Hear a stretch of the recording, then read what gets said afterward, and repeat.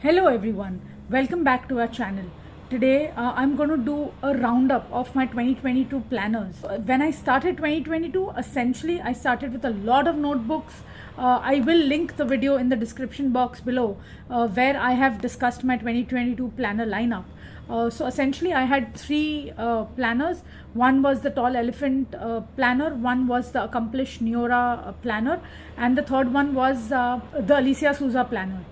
The Alicia Souza planner is something I'm not going to show you all today because frankly it has been disintegrated and I do not want to show you that shabby of a planner.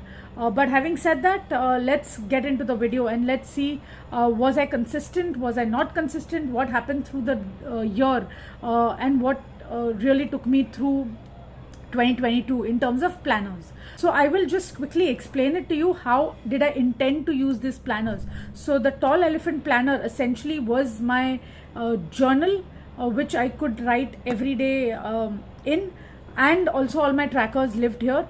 The second comes the Neorah Accomplished planner. This was essentially my work planner and a place where I wrote my things to do, the task list, etc. And my Alicia Souza planner was a gratitude journal, so I could write every day morning. What I realized through the year is writing something early in the morning just while waking up is not my cup of tea. I'm a mother, I go to work, I have a kitchen to maintain, a house to manage, a lot of things. So early in the morning are generally extreme rush hours, and I did not have the time to practically write in that book. So initially I scheduled to write in my gratitude journal every morning, which I eventually shifted to lunchtime, which eventually got shifted in the night. So I used the Alicia Souza planner, I think till September or something, after which it started disintegrating and the spiral bound gave up on me and things like that. That is when I passed on that planner to my son, and my son started journaling in it. So I did not completely throughout the planner, I did not completely not use the planner, but I did kind of upcycle the plan. Now that was the story of my Alicia Souza planner. What happened to my Tall Elephant planner? You guys already know, if you've seen my other videos, that I was super consistent in my Accomplished planner, and how I was consistent I will let you know in a bit. But what happened with my Tall Elephant planner, I was super consistent. I will blur out a lot of things because this is my journal, and this has a lot of my personal stuff. But just to show you, I started this book with a bang.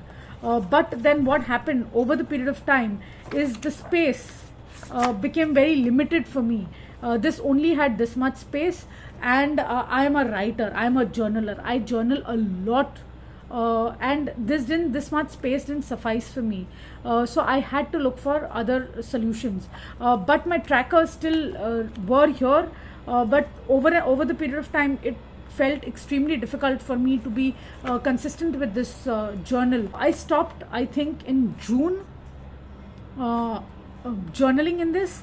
But till June I was super consistent. I was writing in this practically every single day. But then I thought I need more space. And how did I solve that? I will come to that in a bit.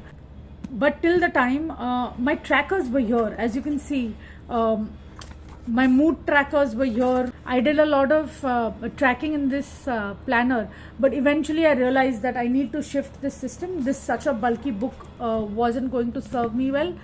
So I immediately shifted to an option, and I will show you what at the end of the video. But till the time, the Accomplished planner is the planner I'm still the most consistent in, because of the way it is laid out. I have not a single empty page in this. One other thing that the Tall Elephant did not work out for me, because I realized when I'm journaling I need to set the mood. I wanted to put in a lot of stickers, and since this was very decorative, and anyways I was in a crunch of space, I could not add more stickers to this, and that is also one of the reasons that I stopped using the Tall Elephant planner. But with this particular planner, it is so neutral. On the days I'm just going to blur out a lot of things when I open this, but you could see how colorful is this. Even with my work planner, I want it to be as colorful as possible. using as many stickers as possible, and I absolutely loved using that. So this became my primary planner, where I used to write a lot of things. This used to generally host my things to do, and very little journaling, because there was a blank page at the end of every month. So I also used to write what worked and what didn't work in plain simple bullet points in this. So this was extremely useful for me. So yes, and that is the reason this is included in my 2023 lineup as well. This worked, and how. What worked for me was plain simple notebook. In June, I decided to move in a notebook. This is a B6 size Factor Notes notebook. I decided to custom, this is so pretty. I decided to custom make my trackers. As you can see here, this acted not only as my notebook but also a creative outlet. I did a lot of art journaling here, and they're just very pretty. I shifted all my trackers here, which also I was not consistent in, but I did shift all my trackers here. As you can see, I just printed out a plain Excel sheet with all the months written down, and I started just tracking it here. So this was very useful. My yearly tracker also was here, and then I started with my setup. This was my monthly setup. My June started here, and I did a lot. Again, I'm going to blur out these things, but you can see how creatively empowering this was. I stuck in a lot of stickers. This is again one of the, how pretty is this? This is again one of the art journaling spreads that I just randomly did in the book, and this made me so empowered that everything that I want is under one book, and I didn't have to look outside. My tasks obviously sat here, but everything that I wanted in a book was in a journal was here, and I decorated the heck out of this. As you can see, I did a lot of time tracking as well, and it worked, and I loved every bit of this. I'm really proud of these art journals, which are just randomly done, absolutely no plan in mind, and they are so pretty.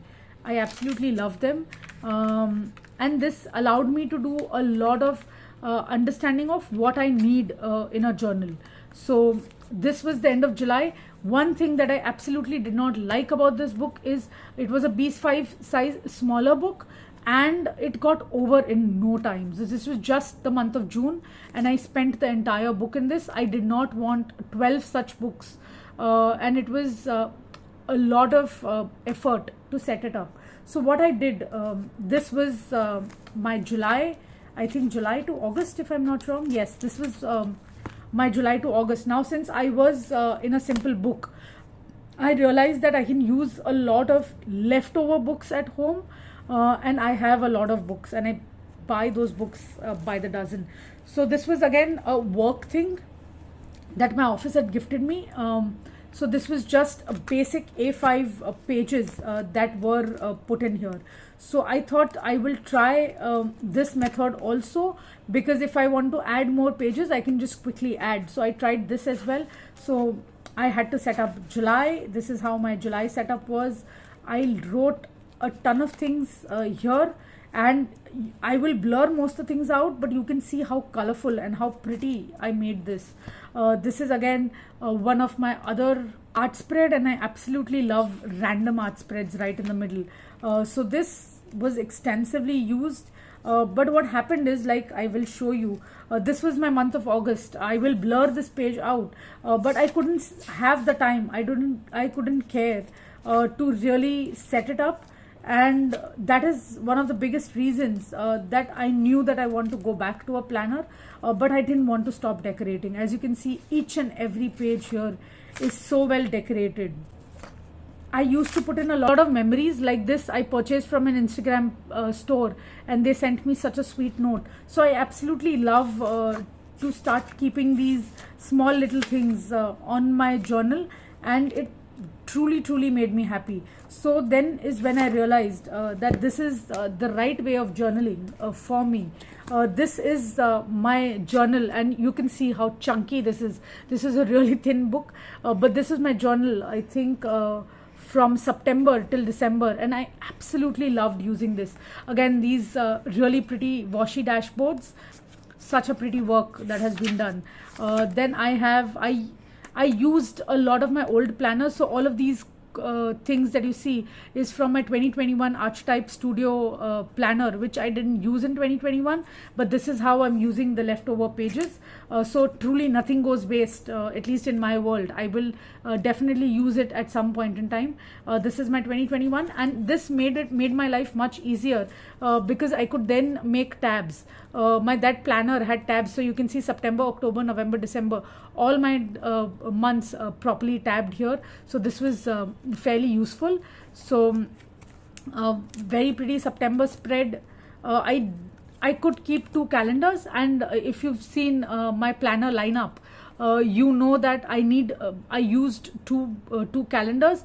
One is where I keep all my 1 word a day. So if I want to quickly know how my entire month was, I can just look at this calendar and have a fair understanding of how it went. This was mostly to keep a track of my personal things. Again, a very pretty art journal spread. I absolutely loved doing this, and I will hopefully keep on doing this. This is again a order that came in. I just put in their butter paper here. This was from Paper Planning and More. I ordered tons of stickers from them, so this was that, and the note that they sent me with. So very pretty. Again, another art journal here. And absolutely love doing this. I have actually reduced a lot of art journaling that I do in the past 2 months or so, but I am wishing to go back to it. Then I had, as you can see, just random decorations all across pages, and it made me so happy. I'm extremely sorry, a lot of things are blurred here, but this page I will definitely show. How pretty is this? This is the stamps that I purchased, and all the inks that I purchased from the Paper Planning More website, and this is how I was just testing them out. This is so pretty. I absolutely love this. Then I have more journaling, and there were days that I've written for like 3, 4, 5, 7 pages, and I liked that free flow. There were days that I obviously have missed things, but I don't regret one bit of that. This is my October. I will always have 2 monthly setups.